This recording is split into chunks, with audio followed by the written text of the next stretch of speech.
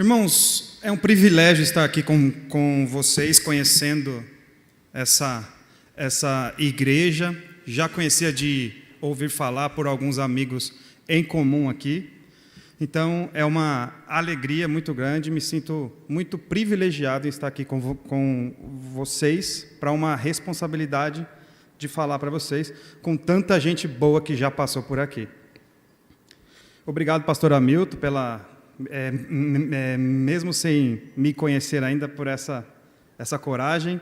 Ao Elias, meu amigo de longa data, por ter feito esse convite.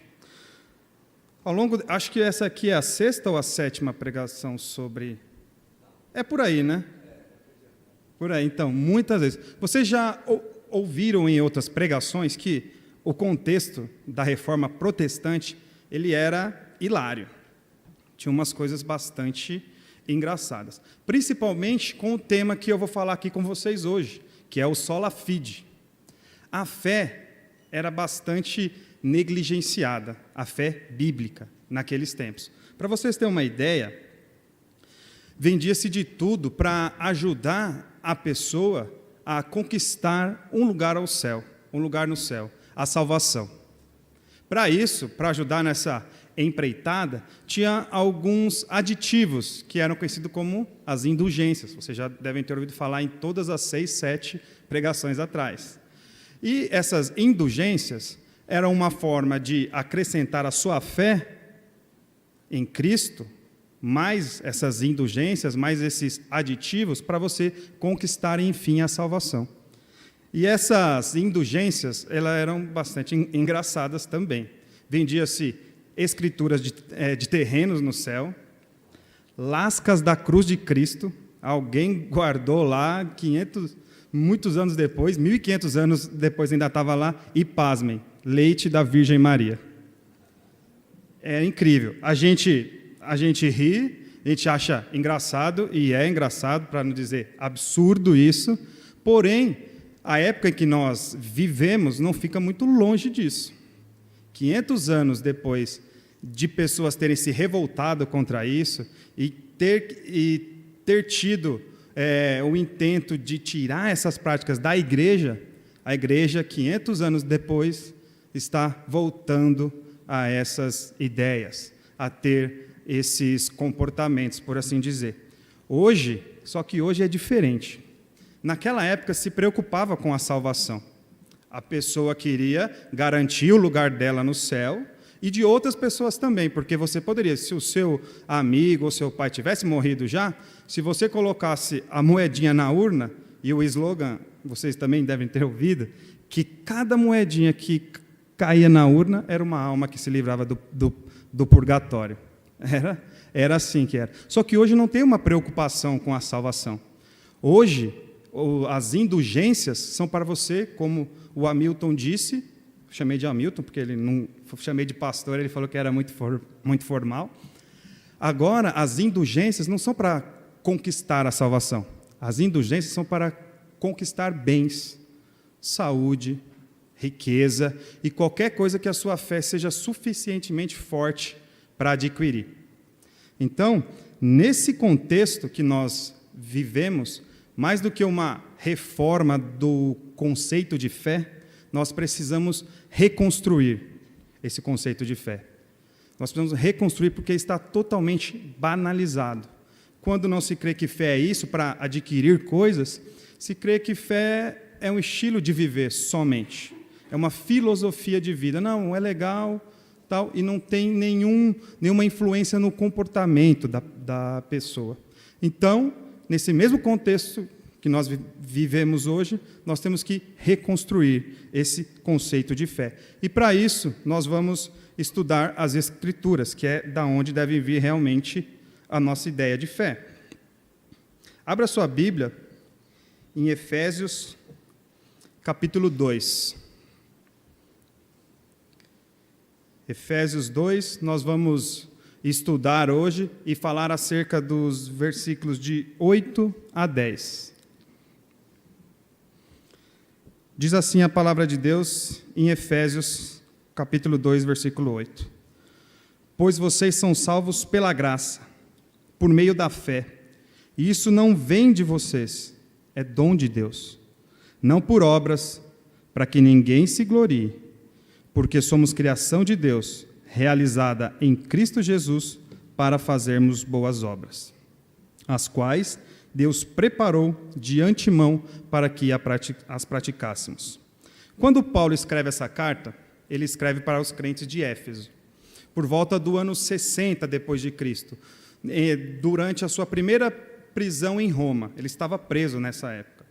Éfeso era a cidade mais importante, era a província romana mais importante da Ásia.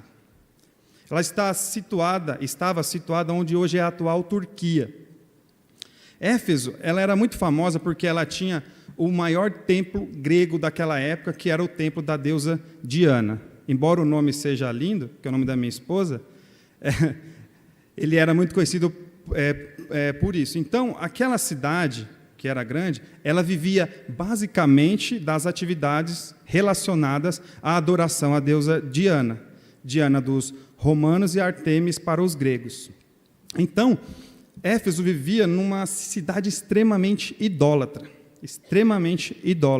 Então, Paulo, ele escreve com esse intuito. A gente vê que, quando a gente lê Efésios inteiro, a gente vê que ela tem uma característica diferente das outras cartas, porque ela não está combatendo nenhum erro diretamente.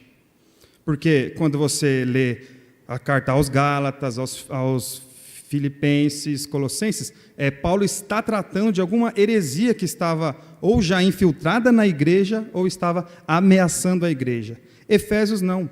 Efésios é um tom mais reflexivo. Por quê? Aquelas pessoas tinham que refletir sobre a fé que elas tinham, no meio de uma sociedade, de uma cidade extremamente idólatra. E a gente vê que a estrutura de Efésios, ela mostra isso. Por quê? Metade da carta é sobre o que o crente deve crer, como deve ser a sua fé, dos capítulos 1 a 3, é disso que a carta fala, é um tom mais teológico, e os capítulos de 4 a 6, a segunda metade, é sobre como o crente deve andar, ou seja, a primeira metade, o que o crente deve crer, e a segunda metade, o que o crente deve fazer. Tendo isso em mente, tendo esse pano de fundo de uma cidade extremamente idólatra, e com esse propósito que o apóstolo Paulo escreve essa carta, hoje nós vamos aprender que a vida cristã madura é construída sobre uma fé autêntica. Porque hoje em dia, esse cenário horrível que nós estamos vendo, as pessoas acham que isso é viver a fé. Acham que isso é o evangelho. E vivem por isso e acham que estão vivendo uma vida cristã correta. Acham que estão vivendo para Deus, quando, na verdade, estão mais longe do que nunca. Então, nós vamos ver que a vida cristã madura é construída sobre uma fé autêntica.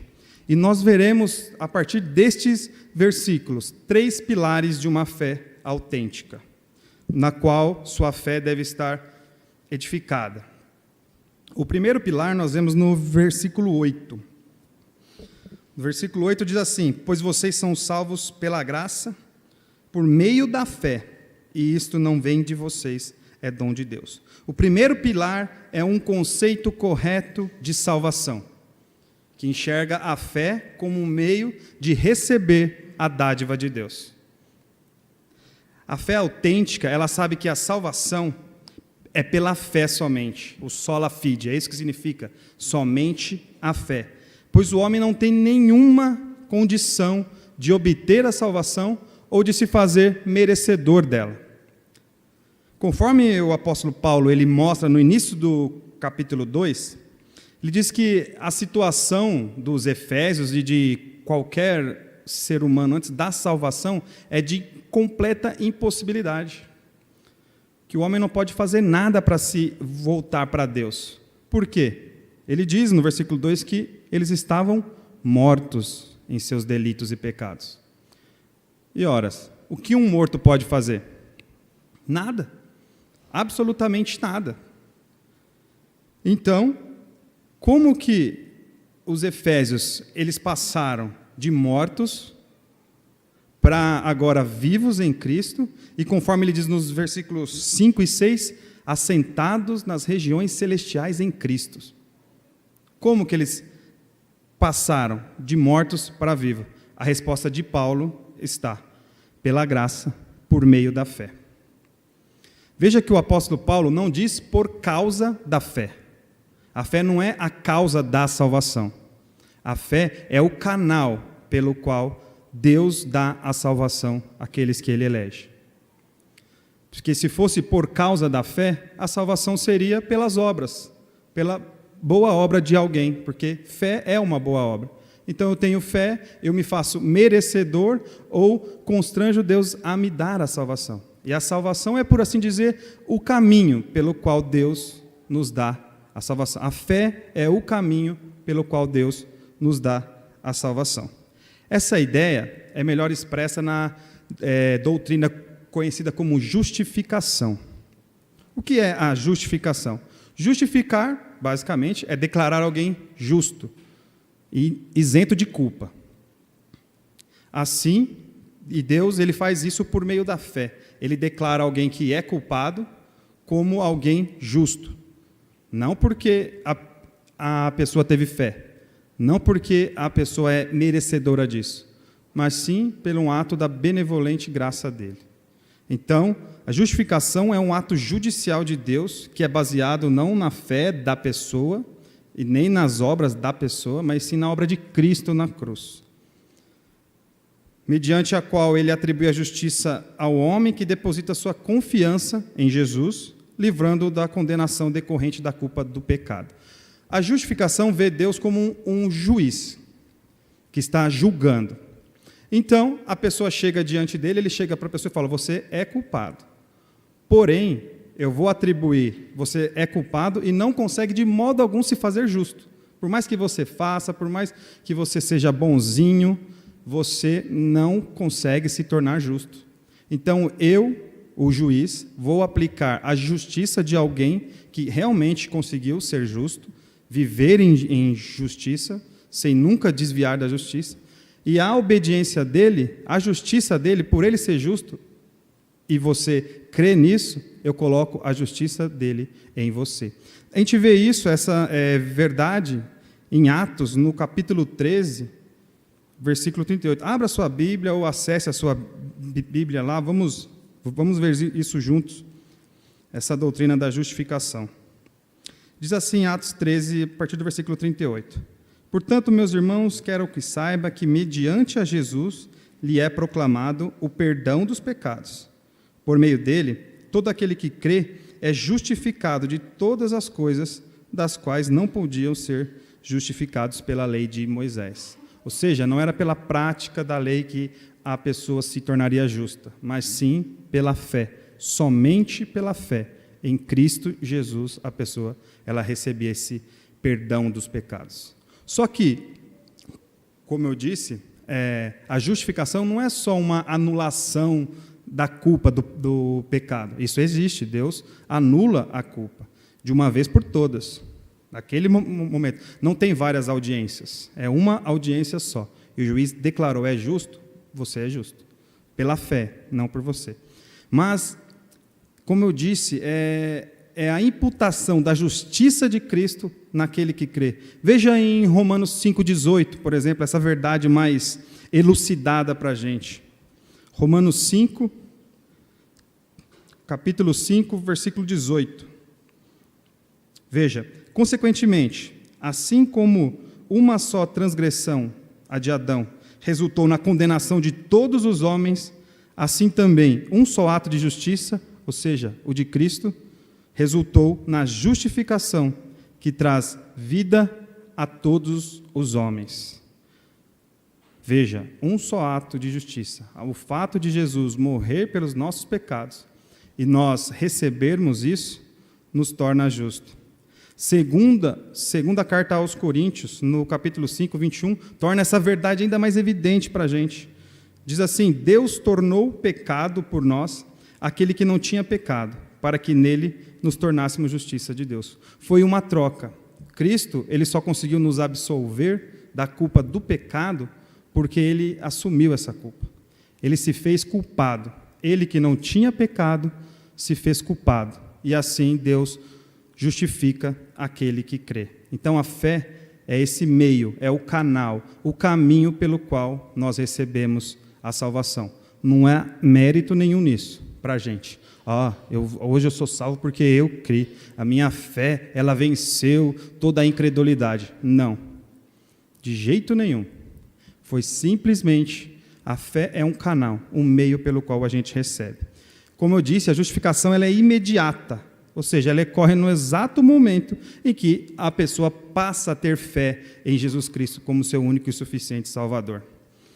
Continuando aqui o estudo do versículo 8, Paulo, ele ratifica que a salvação é obra única e exclusivamente de Deus. Nada vem do homem, absolutamente nada. Nem a fé ela faz o homem participar para a salvação em si. Quando ele diz, isto não vem de vós, ele não está se referindo nem à graça e nem à fé. Por quê? Porque o tuto no grego, ele é um pronome neutro, enquanto a palavra graça, que é charis, e a palavra fé, que é pistis, são substantivos femininos. Então, o isto não vem de vós não se refere nem à graça e nem à fé, mas a todo o esquema da salvação apresentado antes, que a salvação não vem de vós. Não vem de vós. Ele fala, pela graça sois salvos. Por isso que quando ele diz, não vem de vós, ele está falando que, ao mesmo tempo que mesmo o homem crendo, isso não faz ele participar da salvação dele. Ele não participa. A salvação é monergista, ou seja, só tem um lado que opera nesse processo de salvação. O homem apenas recebe. Eu vi que vocês têm um trabalho de assistência social, os sinais do reino, né?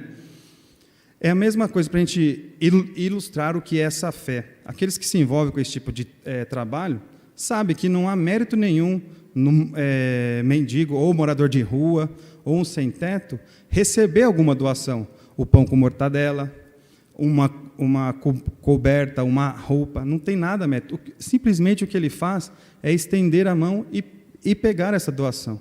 E não há mérito nenhum nisso. O mérito está, sim, em quem dá isso para eles. O mérito está em vocês que vão lá e oferecem o que vocês têm, às vezes até o que não têm, para servir aquela pessoa. O estender de mãos dele não torna ele meritoso, se é que essa palavra existe, em nada. Simplesmente é o canal para ele receber o pão com mortadela. É as mãos dele. Então, quando o crente crê em Cristo, quando o homem crê em Cristo, ele simplesmente faz isso. Estende as mãos dele vazias, cheias, na verdade não está vazia, está cheias de pecado, cheia de podridão, sem nenhuma possibilidade de se fazer merecedor desse amor e dessa graça para receber. Isso não tem mérito nenhum, mérito algum. A fé é o reconhecimento de que pecadores não têm nada em si para barganhar com Deus.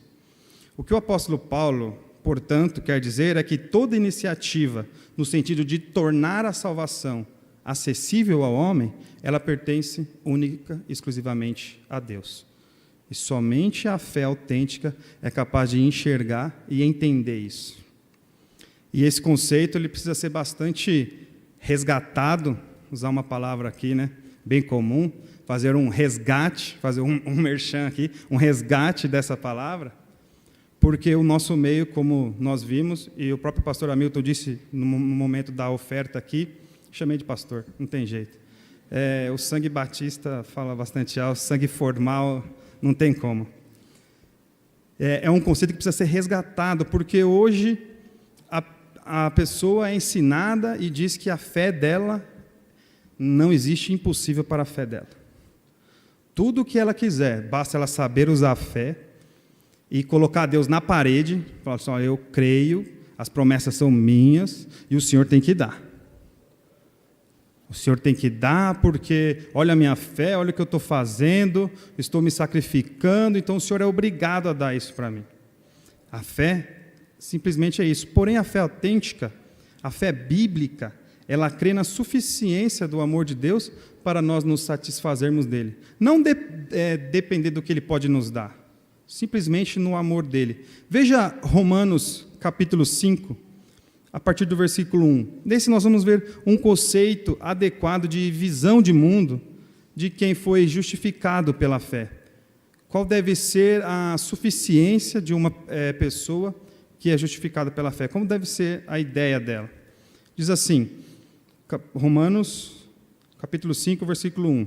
Tendo sido, pois, justificado pela fé, temos paz com Deus, por nosso Senhor Jesus Cristo, por meio de quem obtivemos acesso pela fé a esta graça, na qual agora estamos firmes, e nos gloriamos na esperança da glória de Deus. Agora olha aqui, não só isso, mas também nos gloriamos nas tribulações, porque sabemos que a tribulação produz perseverança, a perseverança um caráter aprovado, e o caráter aprovado, esperança, e a esperança não nos decepciona, porque Deus derramou seu amor em nossos corações por meio do Espírito Santo que Ele nos concedeu. De fato, no devido tempo, quando ainda éramos fracos, Cristo morreu pelos ímpios. Dificilmente haverá alguém que morra por um justo. Pelo homem bom, talvez alguém tenha coragem de morrer. Mas Deus demonstra seu amor por nós. Cristo morreu em nosso favor quando ainda éramos pecadores. Uma fé autêntica, ela se contenta simplesmente com essa verdade de que Cristo morreu por ele quando ainda eram pecadores. E aqui o apóstolo Paulo diz que alguém que é justificado pela fé não se gloria só nesse amor, mas sim até mesmo nas adversidades. Nem mesmo a pior adversidade é capaz de tirar de uma fé autêntica essa alegria, essa suficiência no amor de Deus. Uma fé autêntica, mesmo em meio à adversidade, a lutas terríveis, inimagináveis para alguns, sabe que para eles o amor de Cristo é suficiente. Somente pela fé a pessoa pode passar por esse processo e ainda se manter firme, se manter na rocha. Também é muito comum a ideia de que a pessoa ter fé, ser justificado pela fé, e a pessoa que realmente é salvo, acha que a fé é um relacionamento só entre eles e Deus, que não tem nenhuma implicação, esse fato dela ser perdoada, não tem nenhuma implicação para ela conforme ela vive, ou seja, já sou perdoado, então eu vivo tranquilamente. Mas o fato de você ser perdoado deve influenciar também a forma como você lidar com o seu irmão. Veja em Efésios 4:32. Olha o que Paulo diz. Olha qual deve ser o nosso padrão em lidar com as outras pessoas, principalmente os irmãos na fé. Paulo vai mostrar que uma fé autêntica, alguém que tem uma fé autêntica também é perdoador. Ele diz assim: sejam bondosos e compassivos uns para com os outros, perdoando-se mutuamente. Olha o padrão, assim como Deus perdoou vocês em Cristo. Alguém que entende esse perdão que ele recebe somente pela fé, também entende que ele tem que dar perdão. E o padrão é o mesmo. Veja que ele diz, assim como Deus os perdoou em Cristo. E como ele nos perdoou, nós estamos vendo. Nós estávamos de mãos vazias, nós não oferecemos nada. Nós não chegamos para ele e nos arrependemos antes. É ele que nos leva a isso por meio da fé. Então, tem uma implicação prática, você saber que somente a fé é capaz de fazer você justo diante de Deus. Somente pela graça, mediante a fé. Lembre-se que nós estamos vendo que uma vida cristã madura é construída sobre uma fé autêntica. E nós acabamos de ver que o primeiro pilar de uma fé autêntica é um conceito correto de salvação, que vê a fé como um meio pelo qual nós recebemos a dádiva da salvação e a dádiva que Deus quiser dar para a gente, seja ela qual for, até mesmo a tribulação. E vamos ver a segundo pilar. Vocês estão acordados ainda? Estão bem acordados, eu estou vendo. É muito legal essa interação que vocês estão tendo. O segundo pilar está no versículo 9, que diz o seguinte: não por obras, para que ninguém se glorie. O segundo pilar é a conscientização da natureza humana. Uma fé autêntica, ela reconhece que depende única e exclusivamente de Deus, porque por ela mesma, ela não é capaz de fazer nada. Nesse versículo, o apóstolo Paulo nos ajuda a enxergar quem realmente somos, que hoje também é muito comum no Evangelho colocar o homem no centro de tudo. Não, você é o alvo do amor de Deus, Deus vive em razão de você. Então você é um ser tão importante para Deus. Isso, irmão, é antropocentrismo, é colocar o homem no centro, quando ele deve estar no chão, é de joelhos. E Paulo, quando ele fala, não por obras, para que ninguém se glorie, ele mostra quem o homem é. Porque ele mostra que nós mesmos, pelas nossas obras, por você ser bonzinho, por você fazer o bem, você se doar a alguém, de forma mais linda que você vê, de dar a vida para outra pessoa, você ser um super-herói, isso não faz de você merecedor da salvação. Sabe por quê? Porque o apóstolo Paulo vai dizer em outra carta, porque todos pecaram. Todos pecaram. Quando Paulo, esse versículo 9, é um uso que Paulo faz de um recurso que é muito usado na literatura bíblica, que é o paralelismo. Ou seja, ele fala uma verdade com palavras diferentes. Ou seja, o versículo 9 é um reforço do que ele está falando no versículo 8. Quando ele diz aqui, quando ele diz lá no 8, isto não vem de vocês, ele reforça no versículo 9 com uma palavra, não por obras. Quando ele diz, é dom de Deus, ele reforça, para que ninguém se glorie. Ele está mostrando que o homem é incapaz. Que o homem é incapaz. E essa ideia, ela é bastante elucidada para a gente, no que a gente pode chamar de doutrina da depravação total. Por mais que você olhe por um lado e veja alguém bonitinho, cheirosinho, a esse horário da manhã, que já é quase tarde, sem nenhuma ramelinha no olho, bonitinho, até uma criança, você não imagina o quão depravada essa pessoa é, por causa do pecado. Veja em Romanos 3, do capítulo 10 ao 18, qual é o estado do ser humano sem Deus.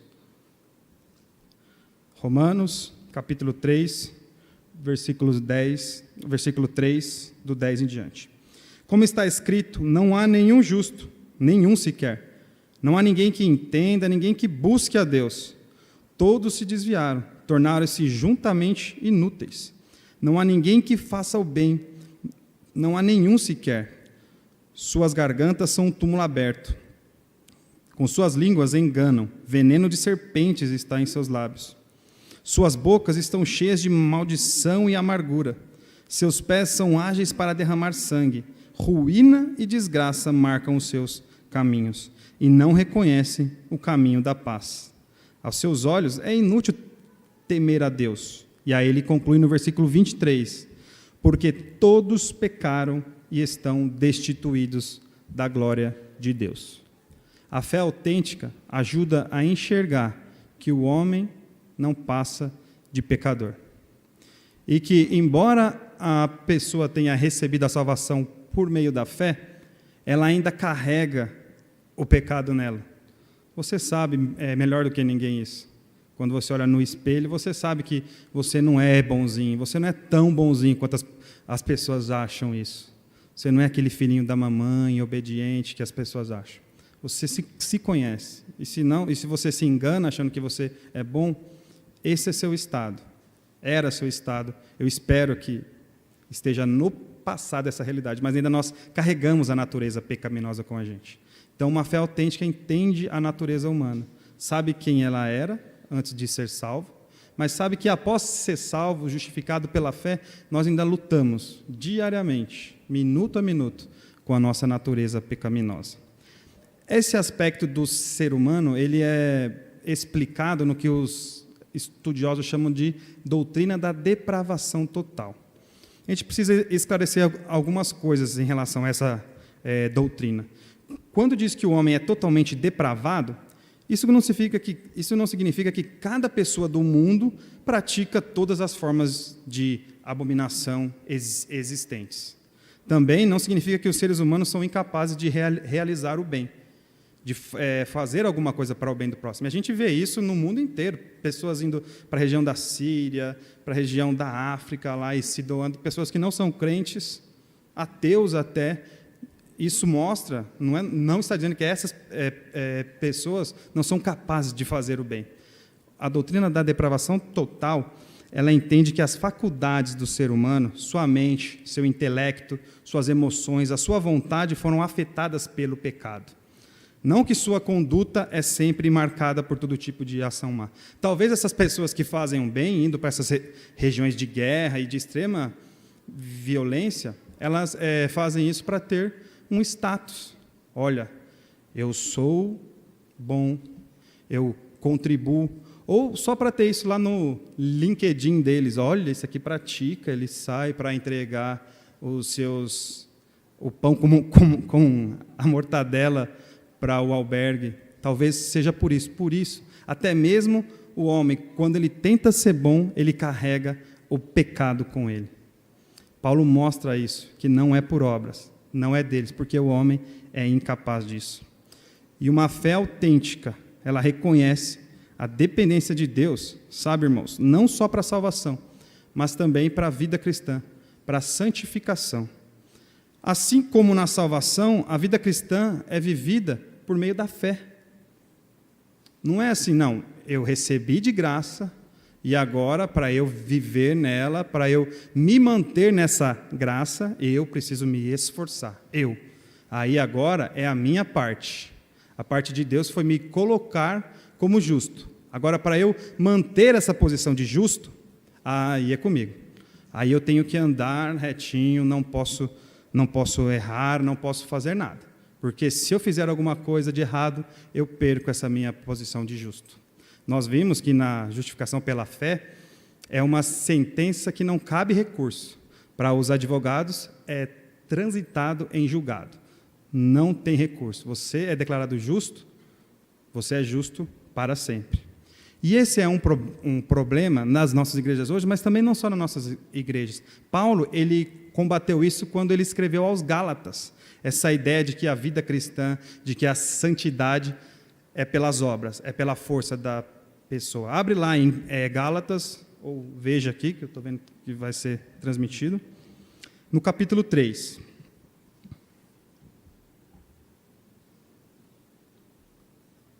Capítulo 3, a partir do versículo 1.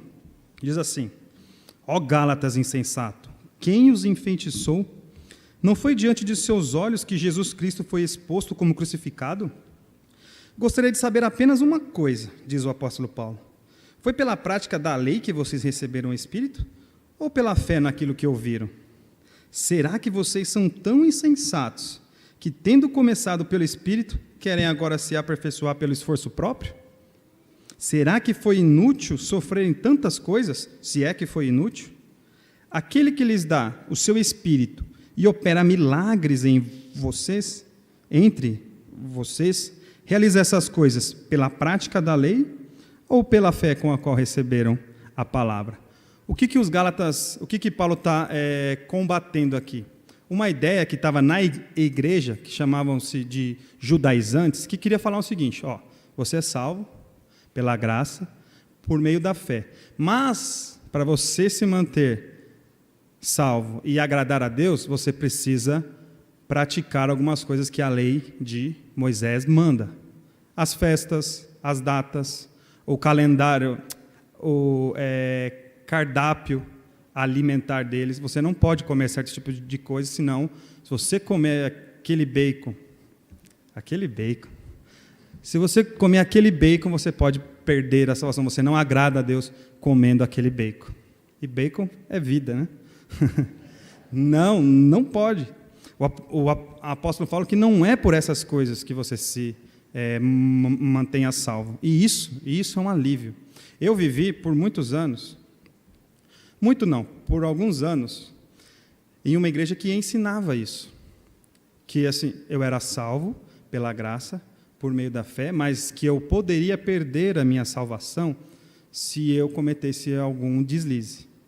Então, eu era assombrado por isso, porque toda vez que eu me achava em pecado, que eu vi que eu tinha feito alguma coisa errada, tinha dado aquela mancada, eu falava, pronto, perdi a salvação. Quando eu respondia a minha mãe e saía de casa, bater na porta e saía para a rua, assim eu falava, pronto, se eu for atropelado agora, eu vou direto para o inferno. Era exatamente isso, eu vivia assim, desesperado.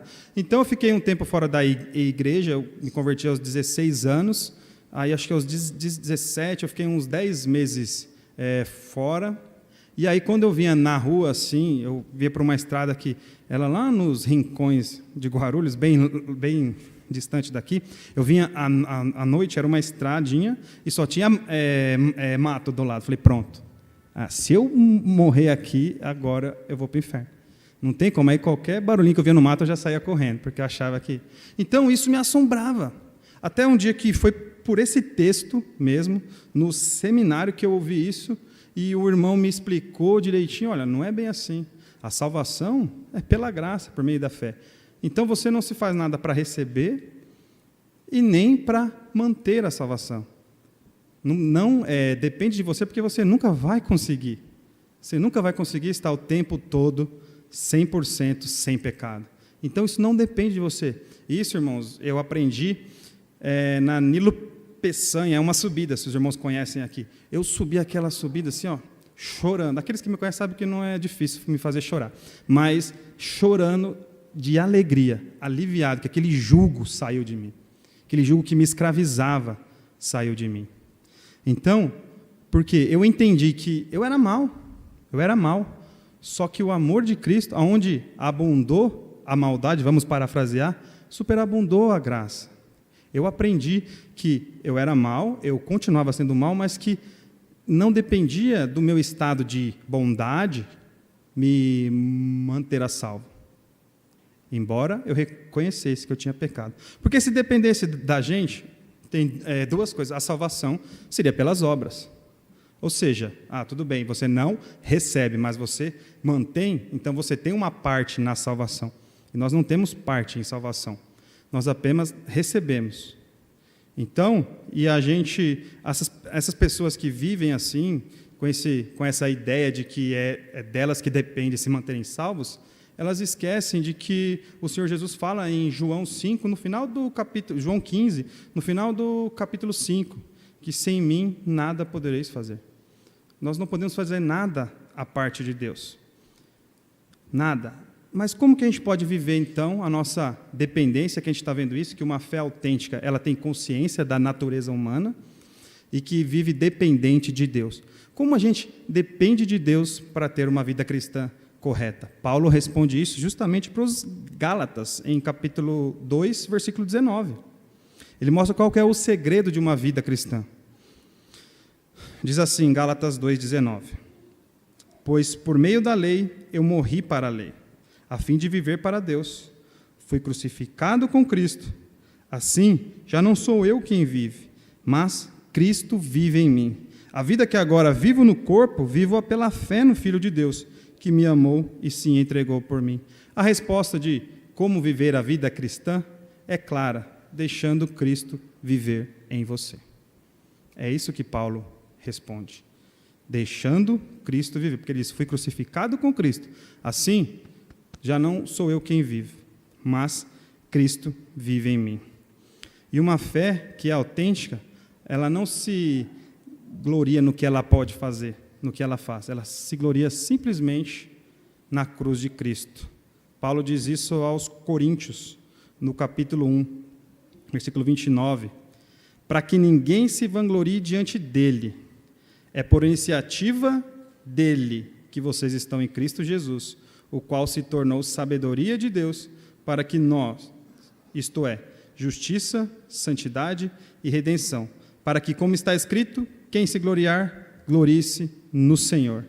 Então, a fé autêntica, ela sabe de que ela tem consciência da natureza humana e que ela depende única e exclusivamente de Deus, tanto para a salvação como para viver uma vida de integridade, uma vida reta diante de Deus. A vida cristã madura, lembre-se, nós estamos vendo que uma vida cristã madura é edificada sobre uma fé autêntica. E nós vimos 2 pilares de uma fé autêntica, que é o conceito correto de salvação. Vimos agora a consciência da natureza humana, e agora nós vamos para o terceiro e último pilar de uma fé autêntica, que nós encontramos no versículo 10.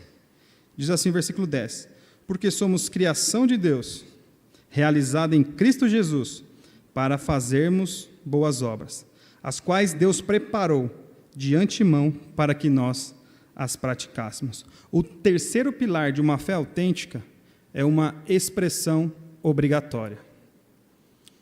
Terceiro pilar, uma expressão obrigatória. É uma fé que cumpre a vontade de Deus. As obras, o que Paulo ensina aqui é que as obras foram excluídas como meio de conquistar méritos e de ganhar o favor de Deus. O abismo entre Deus e o homem deve ser superado pela ação do próprio Deus. Isso nós vimos. A nova vida de comunhão com Deus deve de ser criação divina, ela deve ser criação divina e não humana. Entretanto, a qualidade essencial dessa nova vida que Deus nos dá são as boas obras. A frase que ele começa aqui diz assim: porque somos criação de Deus, ou em outras versões, feituras suas. Ela é enfática porque o sua, no grego, ele inicia a cláusula. Ou seja, essa criação ela tem um propósito. Essa nova vida em Cristo tem um propósito, que são as boas obras. A preposição aqui, do para, que no grego é epi, ela mostra que o significado é muito mais profundo só de propósito. Ou seja, Deus nos salvou para então nós fazermos boas obras. Ele é mais profundo. Ela quer dizer que é o seguinte, que as boas obras, elas fazem parte, devem fazer parte de uma nova vida, de alguém que nasceu de novo, de alguém que entendeu o sola fide.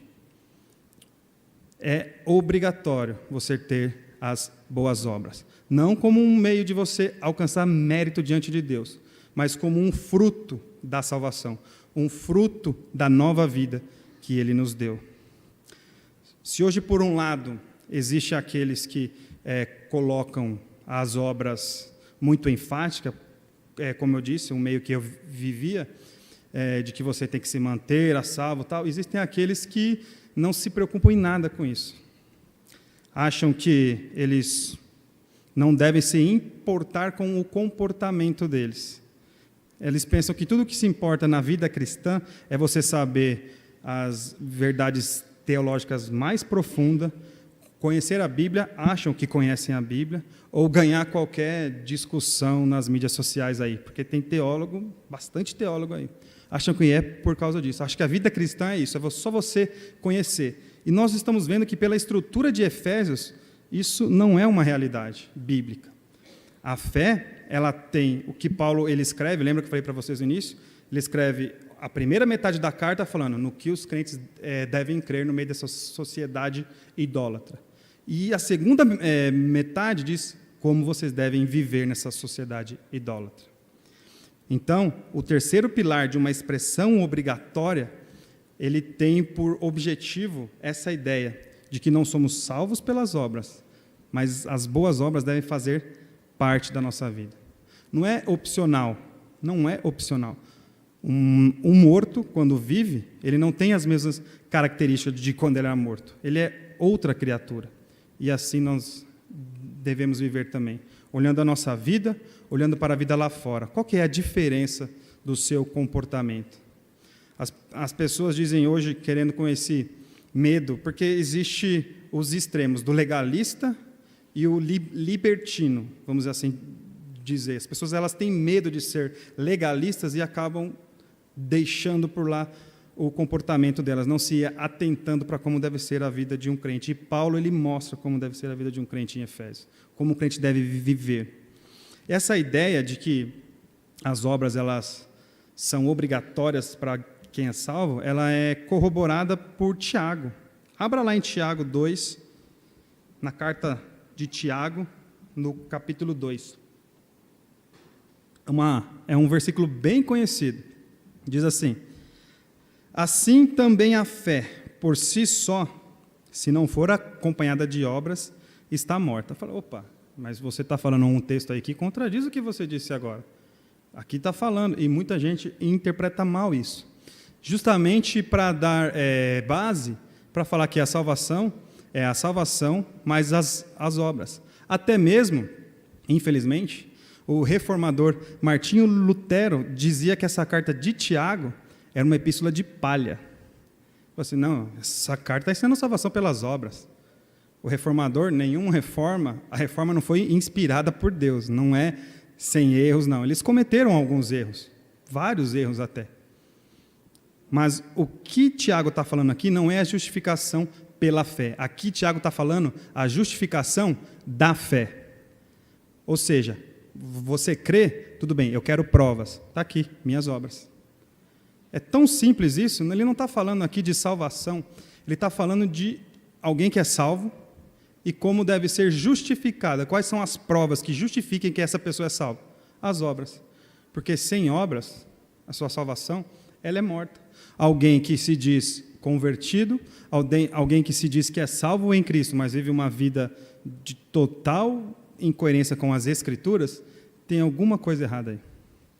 Não estou dizendo que o crente não pode se envolver com o pecado de uma forma que o pecado já não faz mais diferença, ele tem a mente cauterizada e... Não estou dizendo isso. É possível algum crente se envolver com o pecado de uma forma, de um nível tão profundo, que ele acabe vivendo como se fosse um incrédulo. Mas a gente vemos isso na carta aos Coríntios, de alguém assim, que Paulo manda expulsar ele da igreja para que Satanás moesse ele, para que ele fosse salvo. Ele era alguém salvo, porque se ele creu, ele era salvo. Mas, se você vê alguém que diz que crê, mas a vida dele não tem nenhuma diferença, acenda a luzinha de alerta.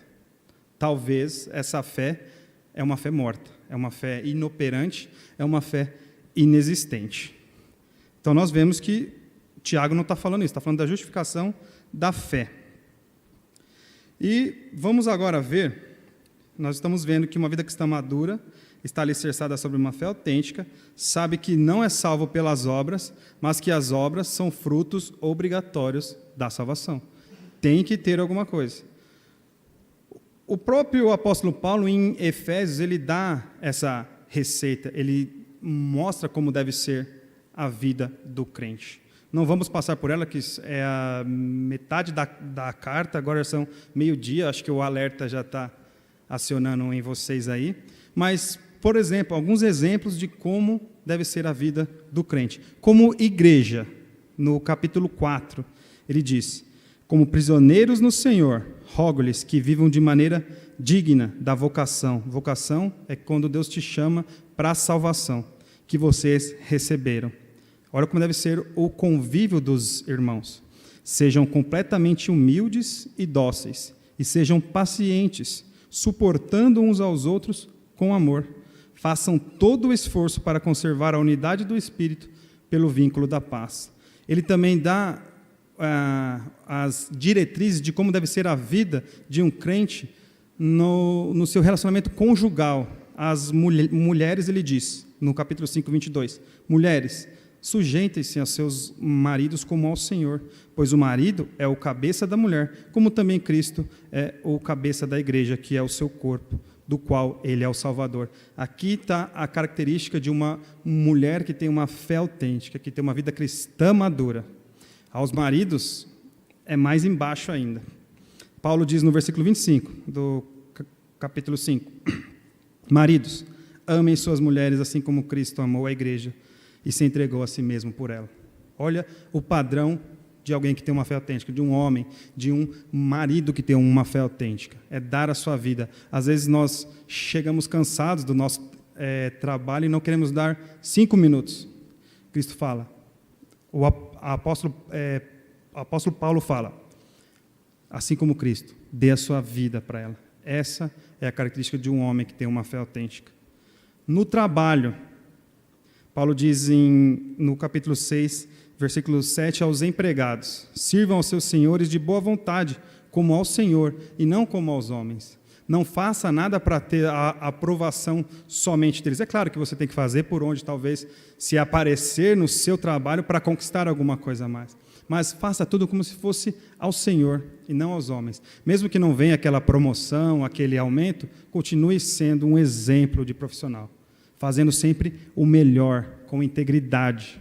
E uma integridade é a coisa que falta hoje, a gente vê no nosso noticiários aí. Então, sirvam como ao Senhor, como se fosse Deus fosse o seu patrão. E Ele é Ele quem dá aquilo para você.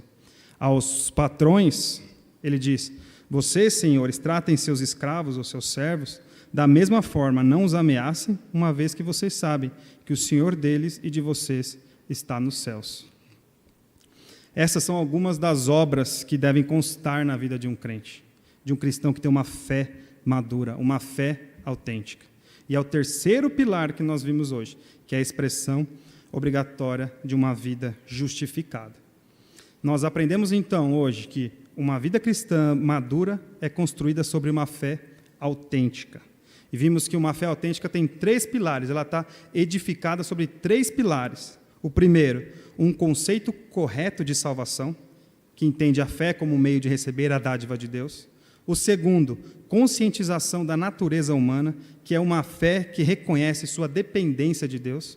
E o terceiro, que nós vimos agora, expressão obrigatória, uma fé que cumpre a vontade de Deus. O reformador Martinho Lutero disse que o sola fide, ele define se uma igreja está de pé ou se uma igreja está caindo. Se a vida da sua igreja, a vida da sua família, ela é dependência do seu conceito de fé, como ela estaria hoje? Feche seus olhos, baixe sua cabeça, vamos orar. Senhor Deus, muito obrigado pela sua palavra lida nessa noite. Obrigado pelas verdades que o Senhor ensina acerca de como deve ser uma vida cristã madura, uma fé autêntica.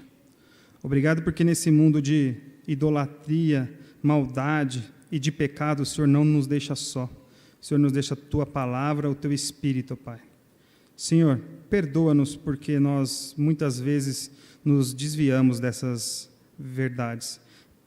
Perdoa-nos porque às vezes a nossa fé é baseada nos fatos, na nossa situação de vida e não no que o Senhor fez por nós. Nos ajude, Pai. Tem misericórdia de nós, que somos pecadores, e ajude-nos a viver uma vida íntegra e reta diante do Senhor, crendo que nós já recebemos tudo o que deveríamos ter recebido do Senhor na cruz, e que, embora nas situações adversas, um dia essa situação irá acabar, aqui ou então quando estivermos contigo para sempre. Muito obrigado, Senhor, e ajude-nos para a glória do Teu nome, em nome de Cristo Jesus. Amém. Amém. Muito obrigado, irmãos.